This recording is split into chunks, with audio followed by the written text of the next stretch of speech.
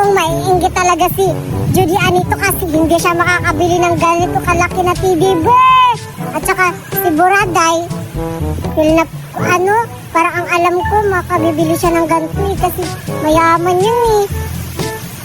Sige na nga, pupuntahan ko sila para ipapainggit ko to sa kanila. Anong paiinggitin? Ay, si Duray, may bagong pala siya. Laruan. Alam ko, pupunta siya sa sa amin. Tsak, uunahin yun si Buraday kasi wala ako dun.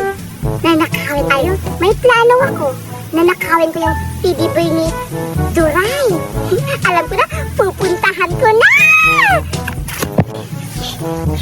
Asa na kayo?